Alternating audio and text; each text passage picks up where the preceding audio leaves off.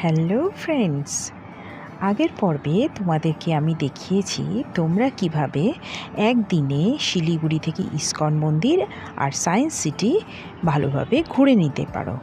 পরের দিন সকালে আমি বেরিয়ে পড়েছি সেবক কালীবাড়ির উদ্দেশ্যে। তোমরা সেবক কালীবাড়ি বাসে করে যেতে পারো, অথবা কোনো ছোট ছোট গাড়ি ভাড়া করে অথবা বাইকে করেও যেতে পারো। আমি যেমন গেছিলাম বাসে করে। শিলিগুড়ির পিসি মিত্তাল মেমোরিয়াল বাস স্টপ থেকে এই সেবক কালীবাড়ির বাস তোমরা পাবে।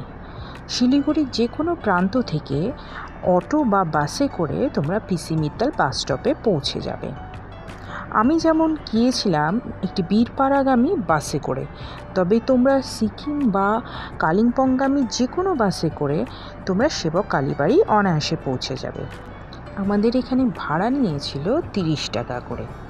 এরপর একে একে কসমস মল, শালুগাড়া মনেস্ট্রি, বেঙ্গল সাফারি ছাড়িয়ে মহানন্দা ওয়াইল্ড লাইফ স্যাংচুয়ারির মধ্যে দিয়ে NH-31 রোড ধরে চলেছি আমরা। চারিদিকে শুধু জঙ্গল আর জঙ্গল। এই ওয়াইল্ড লাইফ স্যাংচুয়ারি আর্মি দ্বারা প্রোটেক্টেড, আর এখানে বেশ কিছু জায়গায় দেখলাম এলিফ্যান্ট রেস্ট্রিক্টেড জোন বলেও লেখা রয়েছে। সেবক রেল স্টেশন ক্রস করে তিস্তা নদীকে ডান দিকে রেখে আমরা এগিয়ে চলেছি। এই তিস্তা একসময় যে ভয়াল রূপ নিয়েছিল, এখন কিন্তু পুরোপুরি শান্ত।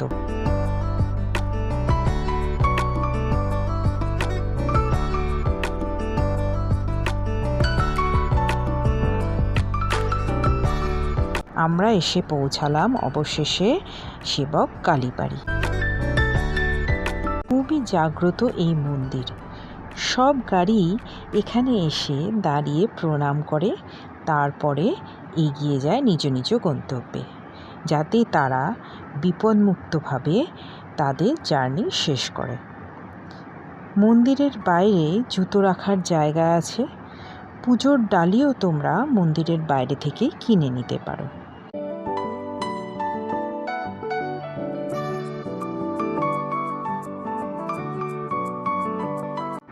মন্দিরের বাইরের ভিউ কিছুটা এইরকম।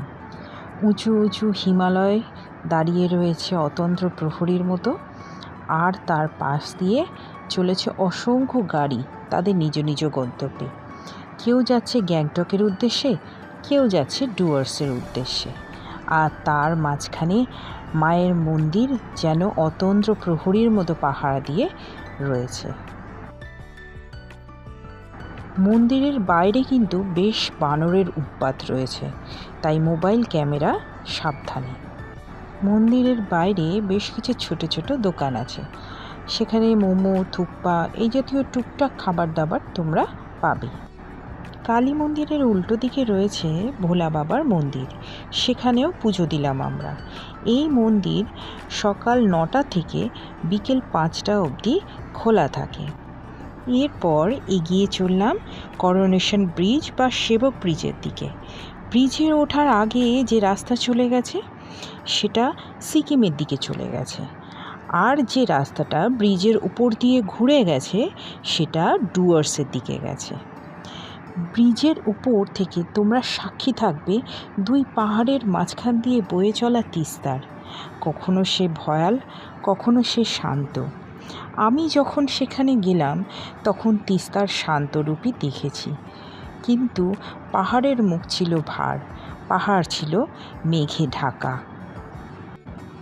এরপর ব্রিজ পেরিয়ে ওপারে দেখা মিলল রাস্তার দুপাশে দুটো বাঘের মূর্তির, যে কারণে এটাকে বাঘপুলও বলা হয়।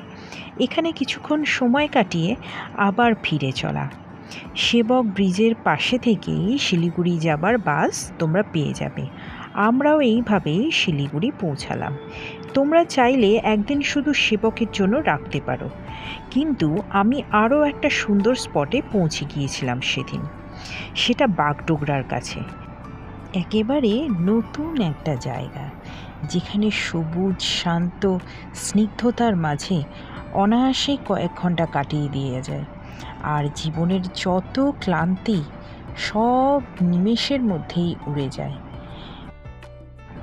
কোথায়? সেটা জানতে সঙ্গে থাকো। খুব তাড়াতাড়ি নিয়ে আসছি সেই পর্ব।